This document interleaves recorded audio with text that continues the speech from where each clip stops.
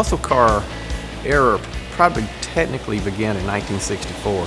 From about 64 on, NASCAR became really big. You got the big tracks, Daytona and Talladega toward the end of the 60s there. Basically, the term stock cars was what Bill France envisioned having running during that era. But Bill France said if you don't sell them to the public, you're not going to be able to race them on Sunday because the term stock didn't come into an exotic motor. Chrysler and Ford said, we'll sell them to the public. So it was the only time in automotive history that you got a true NASCAR race engine in your street car. And that's what makes the cars so unique, is the fact that you got a car that's capable of 150 plus miles an hour if your tires would hold up. The Wellborn collection is the rarest of the rarest, or the best of the best. The best 71 Hemi Charger collection ever put together. The best original 70 Boss 429, just car after car. If you were to come visit the Musclecar Museum here in Alexander City, Alabama, what you would see is 1969 through 71 muscle cars. While it might be primarily Mopars, we still have LS6s, Boss 9s, W30s, a lot of a mixture of that era, and that was the high point of all of the muscle cars.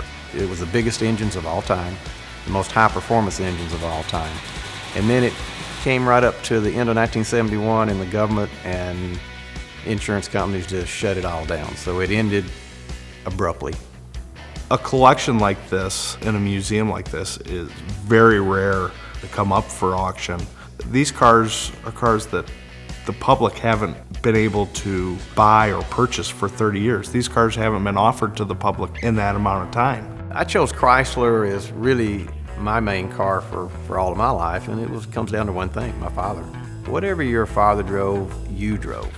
Whether it was Ford, Dodge, or Chevrolet, and that's where you got the first initial DNA for what kind of car you were going to have the rest of your life. So he bought a 71 Hemi Charger. That would be the most special car to me, obviously to this day, because it was a car that started me on the route of collecting, especially 71 Hemi Chargers.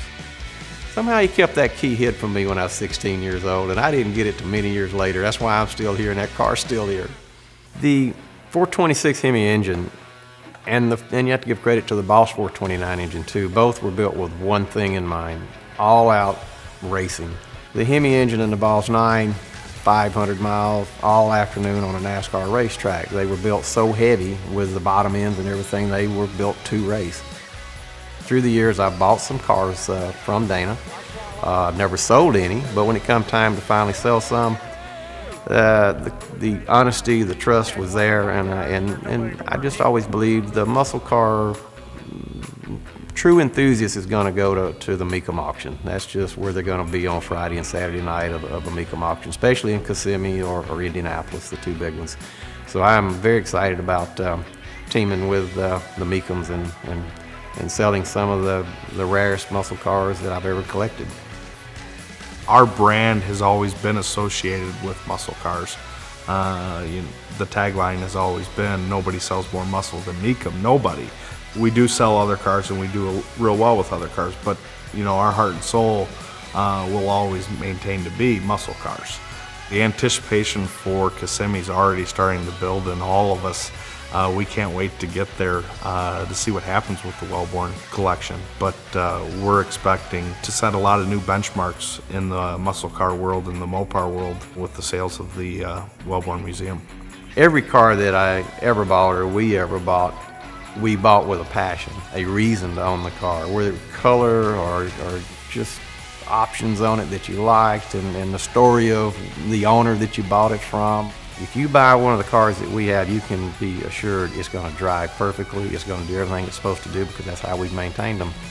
And I hope you'll do the same. And you're going to find that it's not every day, even if you've got a collection of General Motors or Fords or classics, there's room for one of these, because these cars have been 30 years in the making with me. They've been restored by the best restorers. They've been upkept by the best. They're just, they'll fit into any collection. And I know they'll put a smile on your face just like they did me.